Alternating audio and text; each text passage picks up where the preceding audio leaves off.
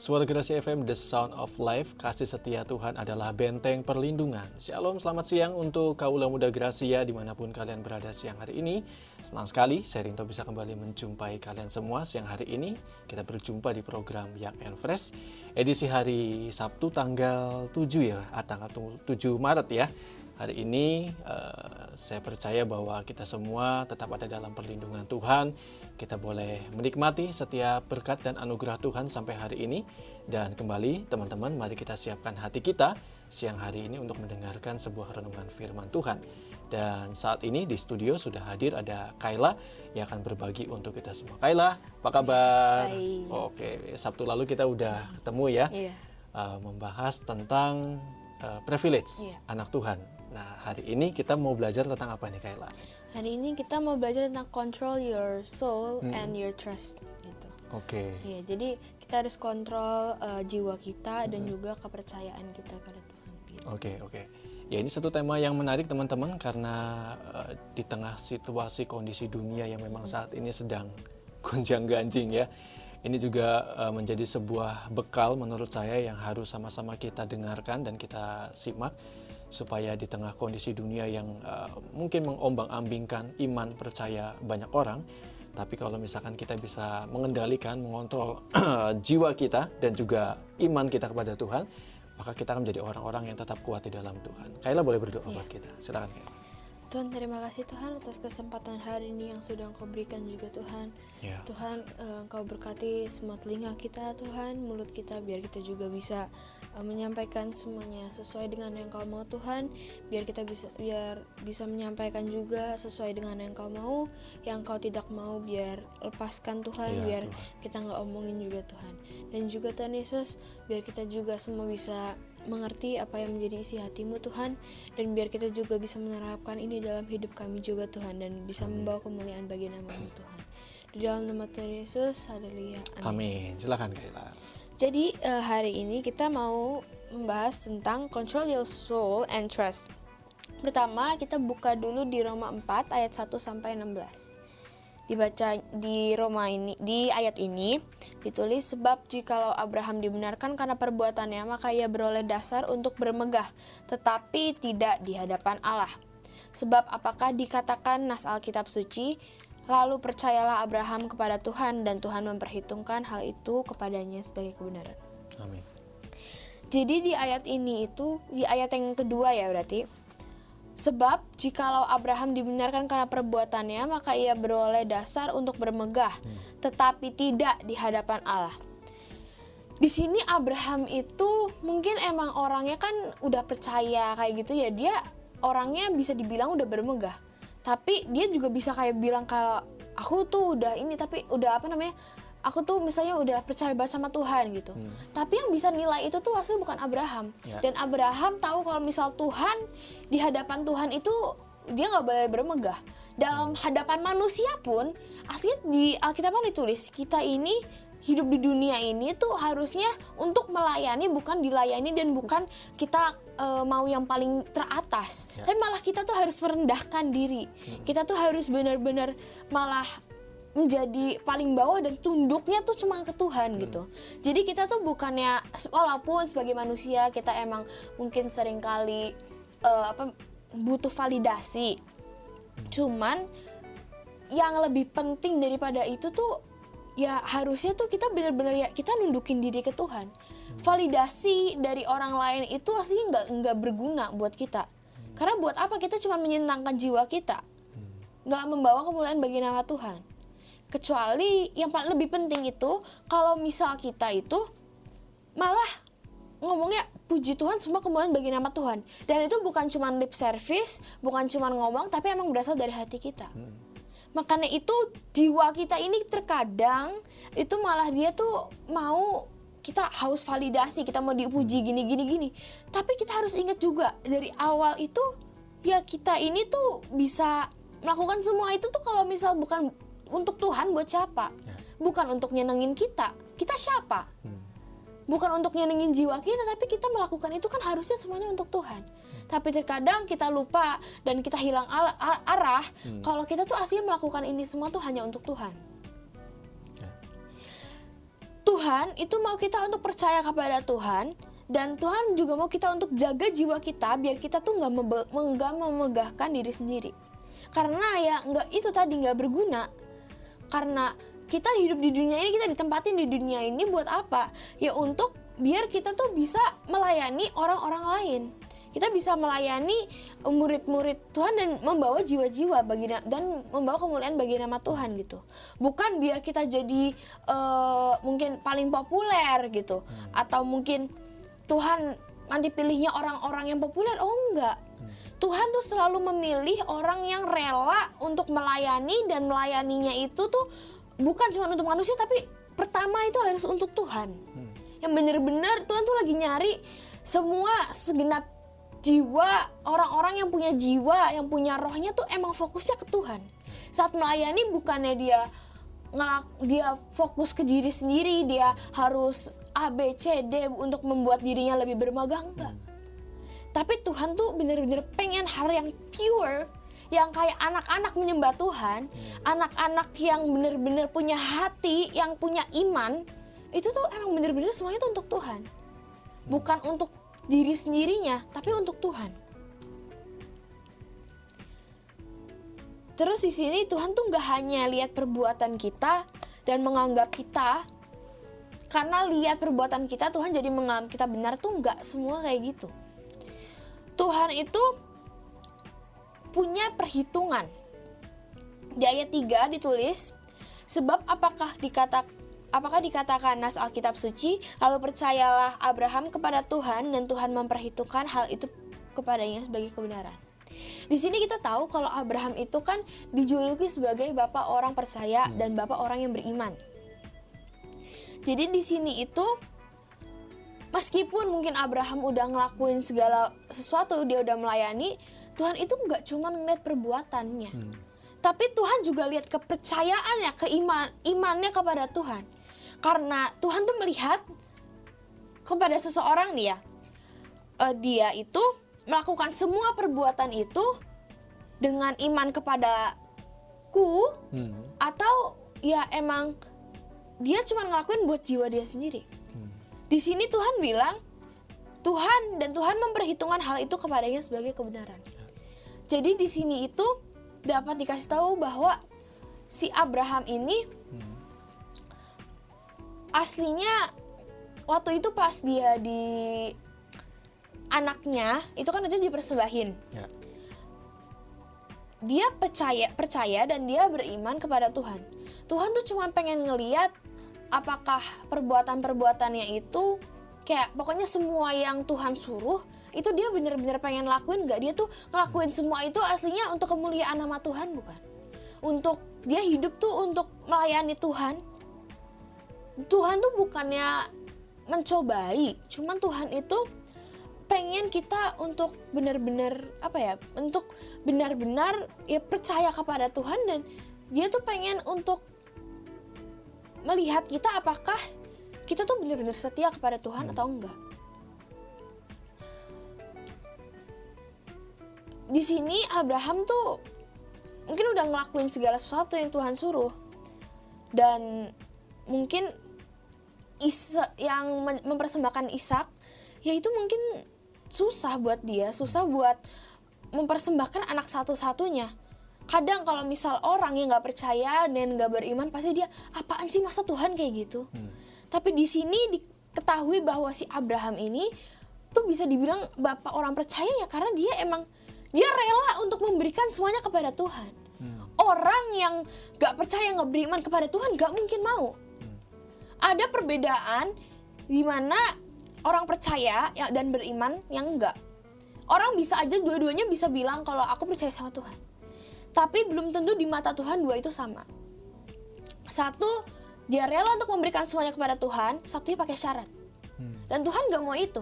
Tuhan mau kita untuk melakukan segala sesuatu yang Tuhan suruh.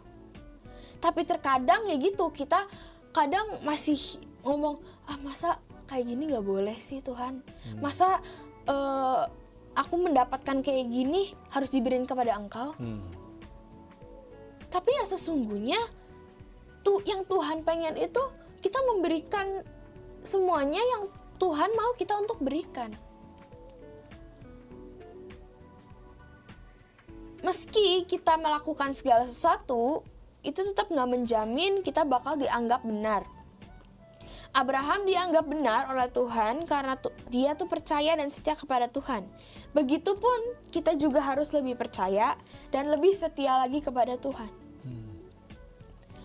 Karena yang Tuhan lihat itu aslinya bukan kita udah seberapa banyak kita pelayanan, bukan seberapa banyak kita membantu orang, tapi yang Tuhan pertama kali lihat itu kita percaya kepada Tuhan nggak? Kita beriman nggak kepada Tuhan?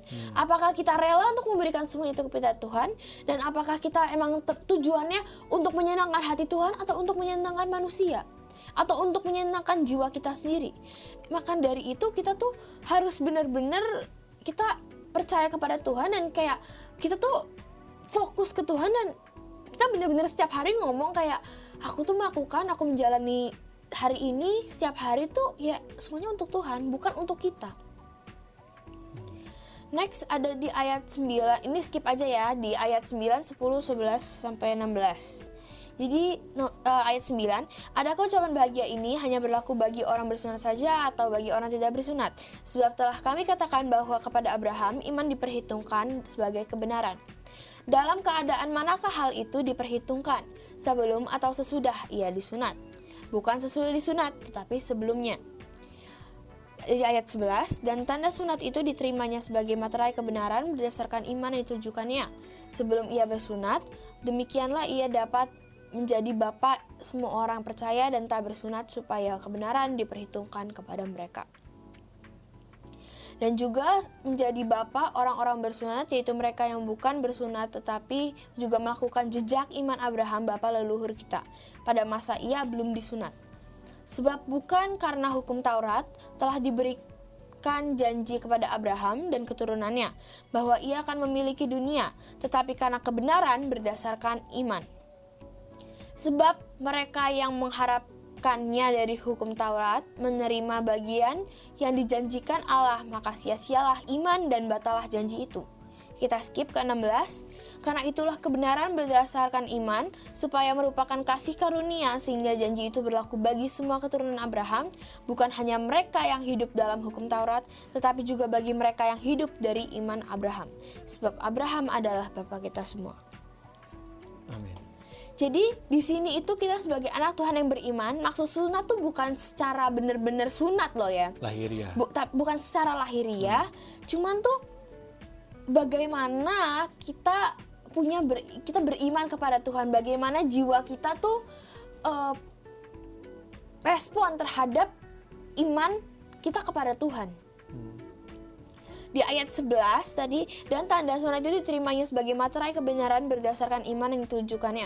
Sebelum ia bersunat, demikianlah ia dapat menjadi bapa semua orang percaya dan tak bersunat supaya kebenaran diperhitungkan kepada mereka. Jadi di sini itu dibilang materai kebenaran berdasarkan iman. Jadi ya itu tadi dibilang kalau misal ini tuh sunat bukan secara lahiriah, tapi bagaimana kita tuh respon terhadap iman. Iman kita kepada Tuhan tuh aslinya gimana? Di sini itu dibilang demikianlah si Abraham itu dapat menjadi bapa semua orang percaya yang tidak bersunat, supaya kebenaran dihitung kepada mereka. Jadi di sini tuh si Abraham tuh aslinya ya bahkan sebelum ini di ayat 14 juga ya berarti.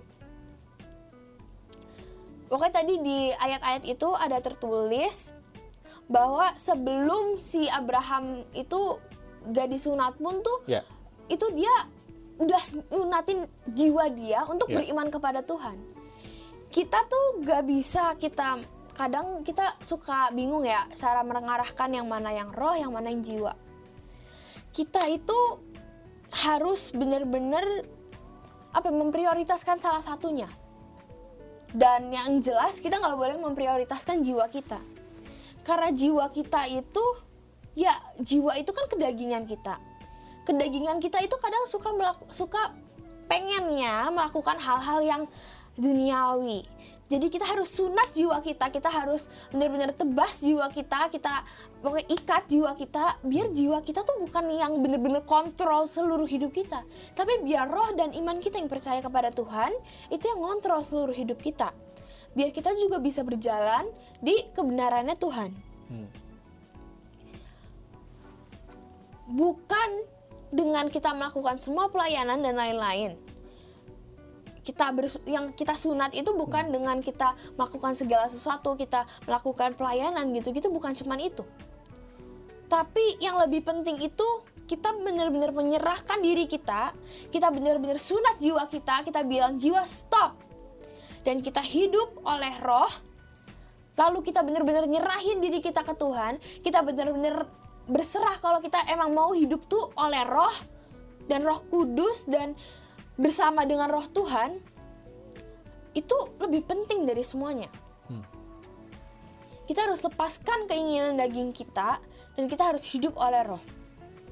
Bukan seberapa besar kita ngerti firman, kita melakukan semuanya kita bisa jadi benar.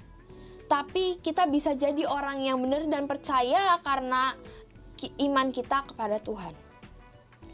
Jadi sunat itu bukan sebanyak apa kita ngerti firman, sehebat apa kita bisa bagiin firman Tuhan, kita bisa melakukan segala sesuatu. Tapi semuanya ini ya kita bisa melakukan semua ini tuh ya aslinya nggak ada gunanya. Yang penting itu ya kita benar-benar emang beriman kepada Tuhan, kita menaruh iman kita kepada Tuhan. Dan kita menjadi orang yang beriman di hadapan Tuhan. Mungkin di beberapa fase saat mungkin kita berusaha untuk menjadi lebih dekat lagi dengan Tuhan, itu tuh orang-orang sering lihat kita menjadi orang yang mungkin itu orang kayaknya gak bener deh, kok itu orang aneh banget sih, itu orang mungkin gak mau melakukan hal-hal kayak gini. Tapi Tuhan dulu juga pas di dunia juga Tuhan dianggapnya aneh kok. Tuhan dianggap orang yang mungkin orang-orang pada mungkin sekarang dibilangnya suka digosipin ya. Itu kenapa sih dia kayak gitu? Banyak yang mungkin orang-orang pada bingung, pada ngerasa aneh, pada iri. Cuman ya begitulah dunia. Kalau misal Tuhan itu dulu aja digituin, kalau seorang Tuhan digituin, itu ya kalau kita digituin, kalau kita juga mungkin diejek, dikatain aneh, wajar. Ya wajar banget gitu, malah itu kayaknya nggak seberapa dibandingin sama pas Tuhan diejek gitu. Apalagi waktu itu pas Tuhan di kayu salib, dia diejek, dia di banyak hal lah, pokoknya dia bener-bener direndahin pun, itu tuh gak sebanding sama kita diejekin sama orang-orang. Jadi ini ada suatu quotes yang waktu itu aku pernah dengar sih di Instagram kalau gak salah. When people say bad about you when you chose to be closer to Him, then you are in the right path. Kalau misal dunia ini nih, jalan dunia sama jalan kita dengan Tuhan itu tuh dengan arah yang berbeda. Itu tuh kayak bermusuhan. Kalau misal sampai dunia nggak suka sama kamu, atau dunia mungkin kalau misal dunia suka sama kamu, mungkin kamu mungkin sama dunia tuh nggak pernah dijudge gitu. Nah itu malah menjadi pertanyaan. Kamu tuh hidupnya mungkin sekarang dunia nih ya, menganggap yang nggak benar itu jadi benar, semua yang salah dijadiin benar. Dan kadang kalau misal malah ya kita ngikutin dunia lah, itu kan malah nggak ngikutin firman Tuhan. Misalnya sekarang kasihilah sama manusia seperti dirimu sendiri. Tapi sekarang dunia bilangnya kita itu harus harus balas orang yang salah kepada kita. Kita nggak boleh jadi orang yang cemen. Tapi kan itu bukan kata Tuhan. Dunia itu sekarang suka memutarbalikan itu. Dan terkadang saat kita mau berusaha untuk menjadi lebih dekat lagi dengan Tuhan, kita mau ada di jalan yang benar, kadang tuh malah ada banyak orang tuh malah yang kayak, ih kok dia kayak gitu sih, dia bodoh banget deh, masa dia mau digituin gitu. Tapi aslinya ya kita ngikutin aja apa firman Tuhan, kita ngikutin apa yang Tuhan mau aja gitu. Bukannya malah kita ngikutin dunia untuk biar kita dianggap benar sama dunia, tapi kita tuh malah harusnya mencari apa yang Tuhan mau dulu gitu. Dan kayak bukannya kita nggak boleh bergaul dengan dunia, enggak, boleh. Cuman yang menjadi perbedaan antara orang dunia dengan kita itu ya kita tetap berteman dengan mereka, tapi kita jangan meniru kebiasaan mereka. Next di Roma 4 ayat 20, habis itu 22 sampai 24. 20 dulu. Tetapi terhadap janji Allah ia tidak bimbang karena ketidakpercayaan, malah ia diperkuat dalam imannya dan ia memuliakan Allah. Kita harus percaya kepada Tuhan. Kita nggak boleh takut, jangan bimbang terhadap kita mau melakukan firman Tuhan, dan kita juga jadi harus benar-benar yaudah ngikutin firman Tuhan, yang ngikutin aja. Nggak usah kita kayak tapi kalau misal aku kayak gini nanti nggak punya teman. Loh, Tuhan itu pasti akan menyediakan orang-orang dalam hidup kalian yang mana yang harus mungkin kalian jadi bagi 3. Jadi orang yang harus kalian jauhin, orang yang Tuhan kasih, dan orang yang harus ada untuk kalian bimbing. Jadi terkadang bukan mungkin ya kita akan menghadapi 3 fase di kehidupan kita itu. Tapi saat kita mengalami mungkin fase yang pertama yang kita mungkin dapat fake friend semua, atau kita dapat teman-teman yang toksik gitu. Ya itu tuh kita harus tanya Tuhan, dan kita bilang kayak, kalau misal Tuhan sampai bilang lepasin. Karena kalau misal Tuhan bilang lepasin, itu Tuhan pasti punya purpose, Tuhan tuh punya tujuan. Gak mungkin Tuhan cuma bilang jauhin biar kamu gak punya teman. Enggak. Tuhan tuh mau kita menjadi seseorang yang taat kepadanya. Mungkin kadang juga Tuhan ngasih orang-orang di hidup kita yang mungkin menguji kesabaran kita, semuanya itu ya untuk proses kita sendiri dan untuk memproses orang itu menjadi anak Tuhan yang sesuai dengan kehendak Tuhan gitu. Tapi kadang ya gitu, kalau misal kita juga mungkin dalam lingkungan toksik gitu, kadang kita tapi kalau kayak gini doang harusnya bisa nggak sih? Harusnya kalau misalnya aku masih stay di sini harusnya masih bisa nggak sih? Loh, kalau misalnya Tuhan udah cut off ya cut off aja. Ngapain kita hidup secara dunia yang yang malah menjauhkan kita daripada Tuhan? Itu kan nggak berguna aslinya. Lebih berguna. Jadi setiap relationship yang kita pakai juga kita tuh tanya Tuhan kayak, Tuhan, ini teman-teman yang kau siapkan bukan nih buat aku? Kalau misal bukan, cut off. Karena kadang jiwa kita ini susah untuk membedakan mana yang aslinya yang Tuhan kasih, yang mana yang bukan. Dan mana yang benar, mana yang enggak. Kadang juga jiwa kita tuh pengen melakukan untuk hal-hal yang mungkin disuruh teman kita dan lain-lain. Dan terkadang Tuhan itu gak mau kita untuk dimanipulasi gitu sama teman-teman kita gitu. Mungkin teman-teman yang toksik gitu. Tuhan tuh pengen kita untuk membawa lebih dekat kepada Tuhan. Lah kalau misal kita malah dekat sama teman-teman itu, kita gak bisa upgrade terus, ya gimana kita mau dekat sama Tuhan? Malah kita nanti bisa jatuh dan malah hidup secara duniawi udah hancur. Jadi di sini tuh terakhir kita tuh harus benar-benar percaya kalau misalnya Tuhan ngomong apa, lakuin. Jangan kayak nanti aja lah. Menunda. Tapi kita tuh nggak boleh bimbang, dan kita tuh harus membawa semua itu. Kita harus percaya kepada Tuhan, menjadi contoh semuanya itu hanya ya untuk membawa kemuliaan bagi nama Tuhan. Di ayat 22, karena itu hal ini diperhitungkan kepadanya sebagai kebenaran. Kata-kata ini yaitu hal ini diperhitungkan kepadanya tidak ditulis untuk Abraham saja, tetapi ditulis juga untuk kita.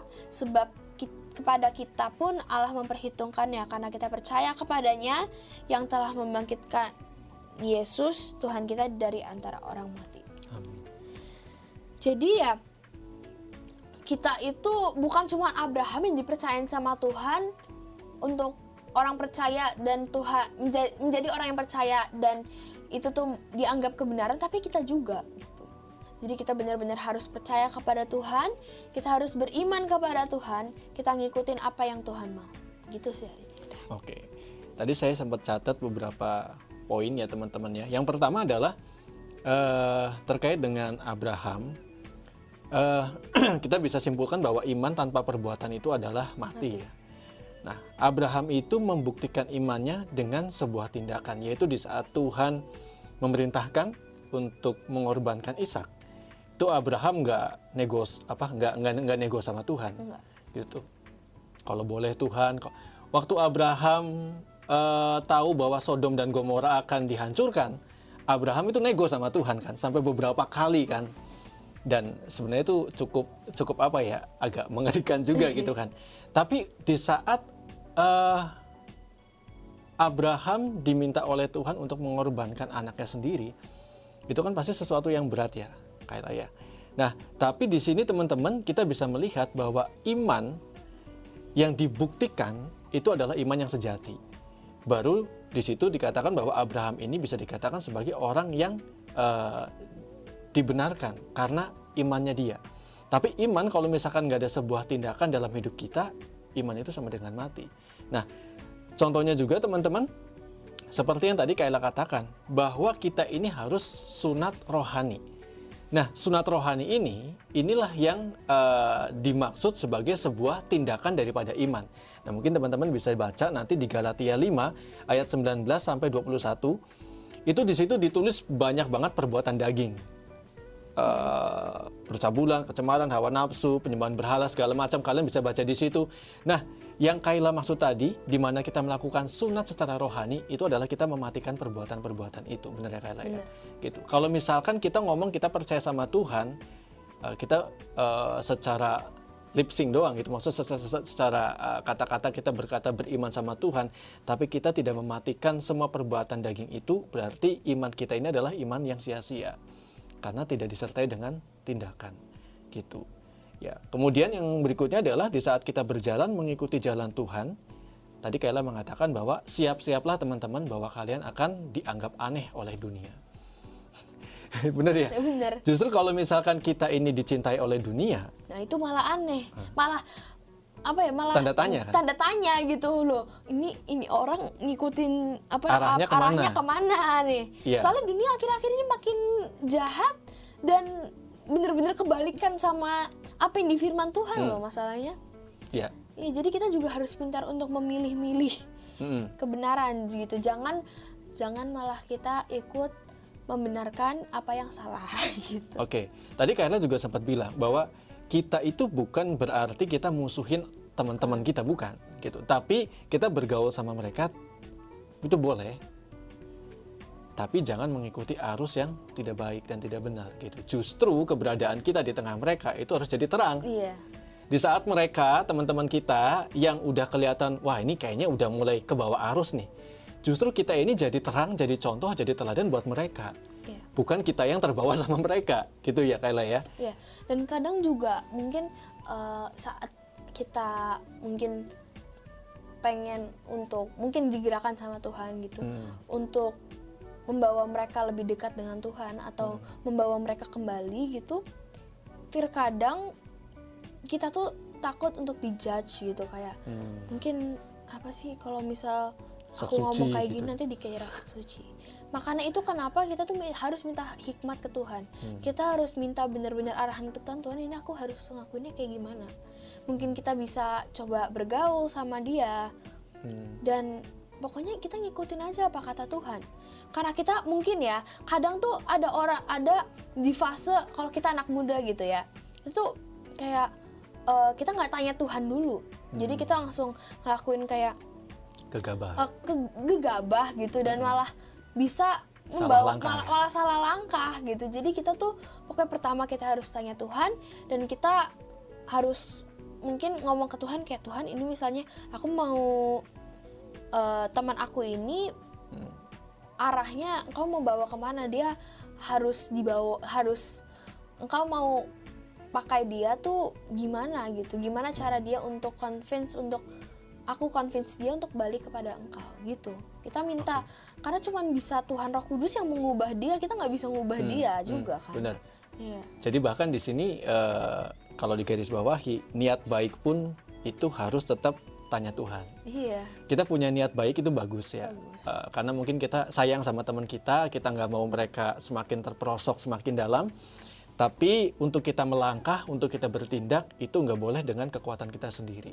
Karena kalau misalkan kita pakai kekuatan kita sendiri, bisa jadi caranya salah, waktunya juga salah.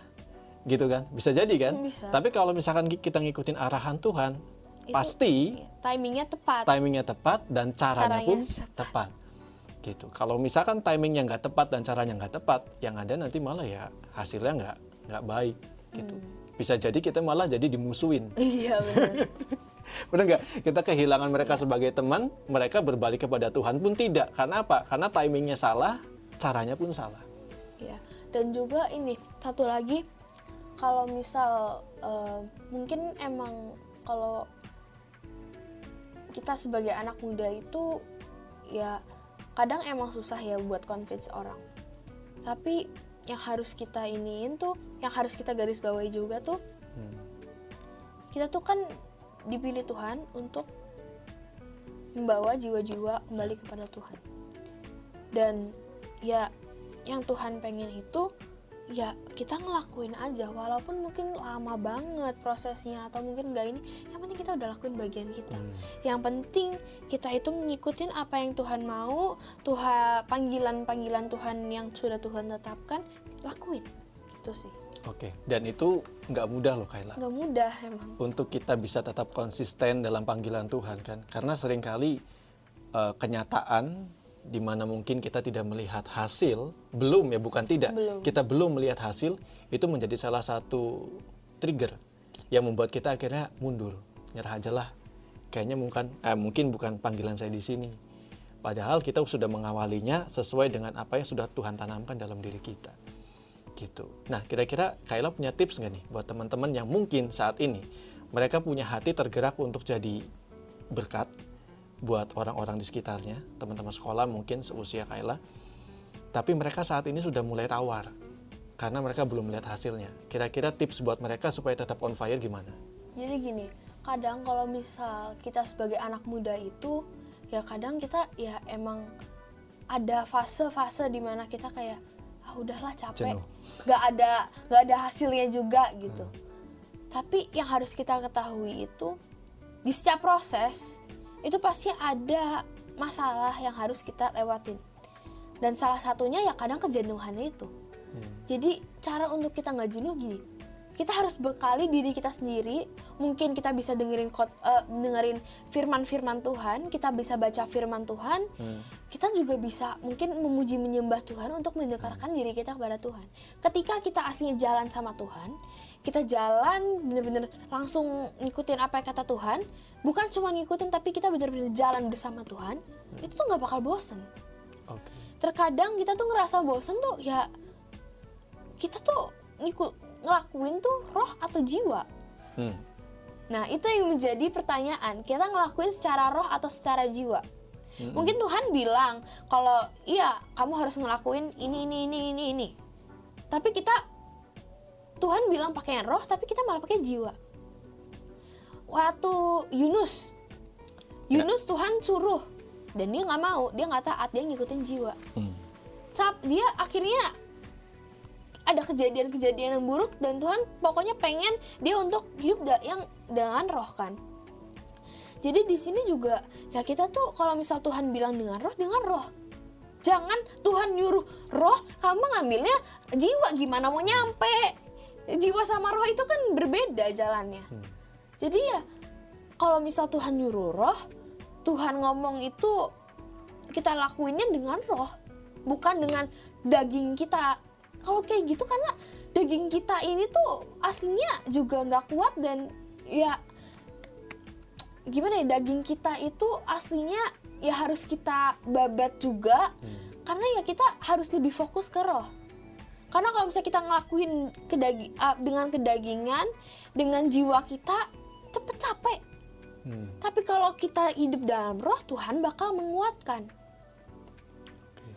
Saat Tuhan menguatkan, kita bisa berjalan dengan Tuhan dan kita bisa ngikutin apa kata Tuhan dan nggak bakal jenuh, gitu sih.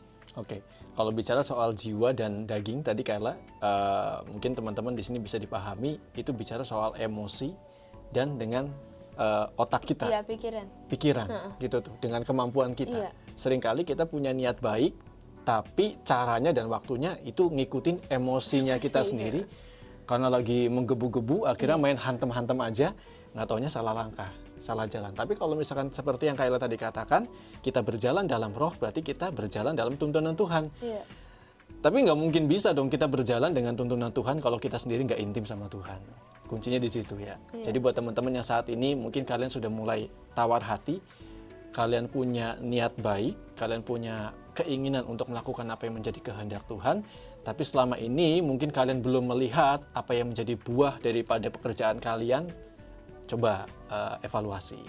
Mungkin ada yang salah. Dari start awal kalian melangkah, mungkin kalian melangkah dengan kekuatan kalian sendiri. Oh ya, pertama itu aslinya sebelum kita mengambil langkah iman, itu tuh ya kita harusnya doa dulu ke Tuhan, ini beneran dari Engkau bukan? Dan kalau misalnya Tuhan emang menjawab ya, dan mungkin kita bingung nih, ini aslinya motivasi aku apa sih gitu. Kita harus tanyain dulu ke Tuhan kayak, Tuhan tolong benarkan motivasi aku, biar aku tuh ngelakuin ini tuh bukan untuk jiwa dan bukan untuk ketenaran aku, bukan untuk biar aku dipuji-puji, tapi biar nama Tuhan yang dipermuliakan gitu. Dan biar motivasi kita itu ya emang untuk mengikuti apa yang Tuhan suruh dan untuk kembali ke Tuhan gitu. Oke, jadi buat teman-teman yang mungkin bertanya, Kayla kalau misalnya kita nanya ke Tuhan, kita belum bisa dengar suara Tuhan nih, ya kan? Kita nanya, Tuhan ini dari Tuhan atau bukan? Itu tadi ciri-cirinya. Kalau untuk kemuliaan Tuhan, itu pasti dari Tuhan. Tapi kalau untuk kemuliaan diri kita sendiri, itu bukan dari Tuhan, gitu ya. Stop. Jadi udah ada, clue-nya udah ada, itu gampang. Tapi memang kita butuh kerendahan hati supaya kita bisa menyadari bahwa itu untuk kemuliaan Tuhan atau untuk kemuliaan diri kita sendiri. Kalau kita nggak punya kerendahan hati, kita akan selalu merasa bahwa itu untuk Tuhan kok. Tapi tanpa disadari ada kesombongan yang terselubung. Ternyata ujung-ujungnya itu adalah untuk kita. Makanya itu kita harus benar-benar, kita harus mungkin kalau misalnya mau ngambil langkah iman ya, kita harus benar-benar mungkin bisa diam dulu gitu, bisa merenungin kayak motivasi aku tuh aslinya apa. Kadang tuh motivasi ya emang susah sih untuk kayak kita tahu kayak mana sih motivasi benar. Tapi kadang motivasi kita itu yang bisa terlihat itu tuh yang lebih nonjol, yang lebih nonjol yang mungkin kayak kita merasa lebih motivasi kita tuh yang lebih memungkinkan kita, yang kayak yang pokoknya pertama yang ada di pikiran kita aja gitu loh. Kita ngelakuin buat apa itu ya harus kita jaga juga sih motivasi kita. Kita kalau misalnya sampai salah kita minta Tuhan, mungkin saat ini motivasi aku salah.